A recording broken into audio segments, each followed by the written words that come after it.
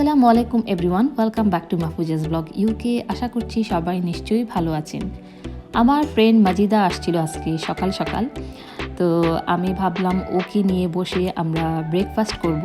তো সব সময় আগে দেখা যেত কি, যখন মাজিদা ফুল টাইম কাজ করতো না, প্রায় সকালে আমি আর ও বিভিন্ন জায়গায় যে ব্রেকফাস্ট বা আমার বাসায় এসে বা ওর বাসায় যে এরকম আমরা টাইমটা খুব সুন্দর কাটাতাম। তো আমি খুব মিস করছিলাম ওই সময়টা।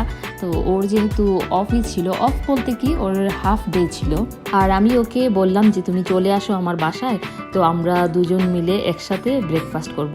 তো ব্রেকফাস্ট করে করে গল্প করে করে আমাদের সময়টা খুবই ভালো কেটেছে সকালবেলা। আর ও যাওয়ার পর আমি গার্ডেনে এসে আমার গাছে কিছু সিম ছিল, সেগুলি পেরে নিলাম। এগুলি অবশ্য আমার বোনের শাশুড়ি উনি দিয়েছিলেন আমেরিকা থেকে। এই সিমগুলি পার্পল কালারের, আমার খুব সুন্দর লাগছিল। আমার খেতে ইচ্ছে করে না, গার্ডেনে যখনই গাছ লাগাই দেখা যায় যে খাওয়ার ইচ্ছাটা কম থাকে। এই যে কাঁচামরিচ ধরেছে, সবগুলি আজকে অবশ্য আমি হারভেস্ট করে ফেলবো। তো আমার গার্ডেনেই সুন্দর লাগে, মনে হয় যেন গার্ডেনেই থাকুক, বাট থাকবে না, কারণ হচ্ছে ঠান্ডায় এখন সব কিছু মারা যাবে। তো আমার ইচ্ছা হচ্ছে সবগুলো কাঁচামরিচ দিয়ে আচার বানানোর, অবশ্য বানাবো আচার। আর কিছু আলুও তুলে নিয়েছি গার্ডেন থেকে, এগুলি বাংলাদেশি কিছু আলু ছিল আর সাথে ইংলিশ আলু, তো এগুলিও তুলে নিয়েছি। আর এখানে একটা ব্যাগে করে রুপি আপা, আমার যে আপার গার্ডেন আমি প্রায় সময় দেখাই, উনি কিছু আমাকে সবজি দিয়েছেন ওনার গার্ডেনের, এটা আজকে আপনাদের সাথে শেয়ার করি।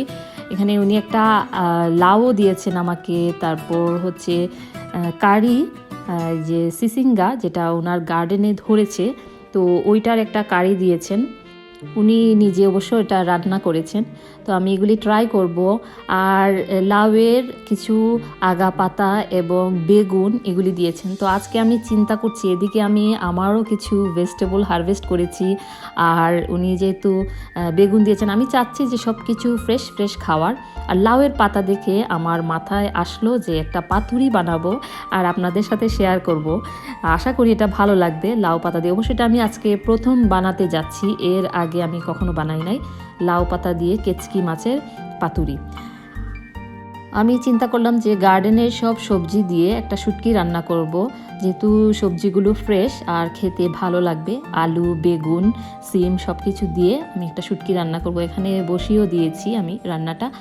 আর অন্যদিকে পাতুরির জন্য প্রিপারেশন নিয়েছি, পেঁয়াজ, কাঁচামরিচ, ধনেপাতা, হলুদ, পাপরিকা, আমি মরিচ সামান্য দিয়েছি যেহেতু কাঁচামরিচ দিয়েছি, তারপর কারি পাউডার, ধনে গুঁড়ো। এখানে আমি মাছ অবশ্য আগে থেকে ক্লিন করে রেখে দিয়েছি। আমি লাউয়ের পাতাগুলো থেকে আঁশ ছুটিয়ে নিয়ে তারপর একটা একটা করে পাতা ওয়াশ করে ফেলেছি, আর তারপর এদিকে মাছও ক্লিন করে ওয়াশ করে তারপর একটা প্লেটে রেখে দিয়েছি। তো সব কিছু এখানে রেডি, এখন হচ্ছে মিক্স করব। তো প্রথমেই পেঁয়াজ, লবণ এগুলি মাখিয়ে নিচ্ছি। আমি এখানে বাংলাদেশি যে পিঙ্ক অনিয়ন থাকে, যেটা আমাদের দেশের পেঁয়াজ, ওইটা আমি ইউজ করেছি। আমার কাছে বাংলাদেশি পেঁয়াজটা ভালো লাগে, স্পেশালি ভর্তা বা ভাজি খেলে দেখা যায় যে আমাদের দেশের পেঁয়াজটা মানে টেস্টটা আর একটু বেটার হয় আর কি। তো আপনারা এখানে চাইলে ইংলিশ অনিয়নও ইউজ করতে পারেন।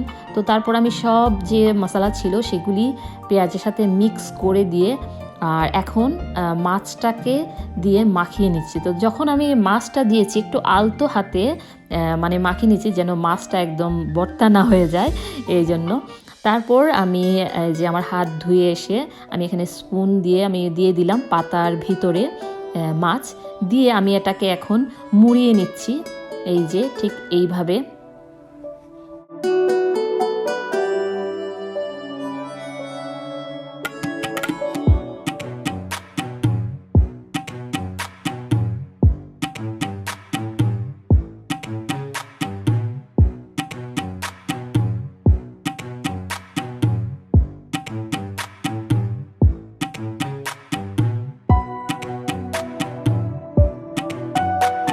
তো পাতাটা আমি যখন মুড়িয়ে নিয়েছি, তারপর হচ্ছে সুতা দিয়ে আমি এটাকে বেঁধে দিচ্ছি চারপাশে ঘুরিয়ে ঘুরিয়ে, কারণ বেঁধে না দিলে পাতাটা খুলে যাবে আর হচ্ছে মাছও বের হয়ে যাবে, এই জন্য আমি সুতা দিয়ে দিচ্ছি। সুতা অবশ্য পরে এটা খুলে নেওয়া যাবে, এটা কোনো সমস্যা না। আর এখানে আমি একটা ফ্রাই প্যানে সামান্য পানি দিয়ে এতে একটা একটা করে সবগুলো হচ্ছে পাতুরি দিয়ে দিচ্ছি। এটা দেওয়ার কারণ হচ্ছে যেন একটু কুক হয়ে যায় লাউয়ের পাতাগুলো। তো আমি একটা পাশ যখন প্রায় কাছাকাছি হয়ে আসছে তখন আমি আরেকটা পাশ আবার উল্টিয়ে দিচ্ছি। এটা কিন্তু আমি আবার তেলে ফ্রাই করব। তো এখানে প্রথমে একটু এটাকে স্টিমের মতো আর কি হালকাভাবে, পানিটা আমি এমনভাবে দিয়েছি যেন মানে পুরোপুরি সিদ্ধ হয়ে পানিটা শুকিয়ে যায়। তো তারপর আমি এখন সামান্য ফ্রাই প্যানে তেল দিয়ে এতে পাতুরিগুলো দিয়ে দিয়েছি একটা একটা করে। তো এখন একটু মুচমুচে করে ফ্রাই করব। তো যেহেতু আমি আগে থেকেই এটাকে পানি দিয়ে একটু সিদ্ধ করে নিয়েছি, তো আমার খুব বেশি একটা কুক করতে হবে না, আর এটা খুব তাড়াতাড়ি হয়েও যাবে। এই যে দেখতে পাচ্ছেন কেমন কালারটা আসছে। তো আমি একটা জিনিস বলবো যে এই পাতুরিটা যখনই খাবেন তখন গরম গরম ভাতের সাথে সাথে সাথে খাওয়ার চেষ্টা করবেন, তাহলে মানে টেস্টটা বেশি ভালো লাগে। কারণ পরের দিন যদি খাওয়া হয় তাহলে দেখা যায় কি পাতার যে উপরের মুচমুচে ভাবটা ওইটা চলে যায়। তো কারণ আমি বলছি এই কারণে, এটা আমি পরের দিন প্রথম যখন বানিয়েছি তখন আমি খেয়েছি একটা, পরের দিন আমি আবার আমার শাশুড়ির বাসায় নিয়ে এটা খাই। তো সেদিন দেখলাম যে সেম টেস্টটা লাগে নাই আর কি। এই জন্য আপনারা, এই যে আমি এখানে সুতাটা উঠায়ে দেখালাম আপনাদেরকে, ইজিলি কিন্তু এটা উঠে আসছে। আর আমি এখানে একটা প্লেটে করে পাতুরি নিয়ে নিয়েছি। এটা খেতে অনেক অনেক মজা। আমার আম্মা এইভাবে পাতা দিয়ে, লাউয়ের পাতা না অবশ্য, চাল কুমড়ার পাতা দিয়ে তারপর শুটকির ভর্তা ভেতরে দিয়ে খুবই মজার একটা পাতুরি বানাতেন। তো আমার এইটার কথা মনে পড়ছিল, এটা খাচ্ছিলাম আর ওইটার কথা মনে পড়ছিল। অনেক বছর হয়ে গিয়েছে এটা খাই নাই। আর চাল কুমড়ার পাতা তো আমি ইউকেতে দেখিই নাই বলতে গেলে, জানি না কারো গার্ডেনে হয় কি না। আর আরেকটু আপনাদেরকে দেখিয়ে দিচ্ছি শুটকির রান্নাটাও। এই যে বেগুন আলু শুটকি দিয়ে যে রান্নাটা করেছিলাম, আমার সিম অবশ্য খুব বেশি একটা না, সামান্যই। আর গার্ডেনের আলুর অবশ্য টেস্ট একটু ডিফারেন্টই থাকে। বেগুন খুব তাড়াতাড়ি রান্না হয়ে গিয়েছে, কারণ সবগুলা গাছের সবজি, ফরমালিন দেওয়া না, এই জন্য খুব তাড়াতাড়ি সেদ্ধ হয়ে গিয়েছে। তো বাচ্চাদেরকে আমি দিচ্ছি মিট দিয়ে, ওরা তো আর শুটকি এগুলি খাবে না। এখানে অবশ্য আমি একটা ছোট মাছও রান্না করেছিলাম, আর লাউ দিয়ে হচ্ছে মাছ। তো একসাথে অনেকগুলো রান্না করার কারণ হচ্ছে যেন পরের দিন আর কি আমার রান্না করতে না হয়। আর এখানে হয়তো আপনারা ভাবতে পারেন এত শুটকি কেন রান্না করেছি। তো এখান থেকে আমি রুপিয়াপাকেও দিব, মাজিদাকে দিব, তারপর আমার শাশুড়িকেও কিছু দেব, এই জন্য একটু বেশি বেশি করেই রান্না করে ফেলেছি।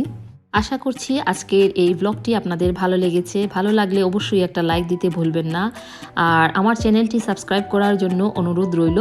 আপনারা সবাই ভালো থাকবেন, সুস্থ থাকবেন, সেই কামনা করে আজকের মতো এখানেই বিদায় নিচ্ছি। আল্লাহ হাফিজ।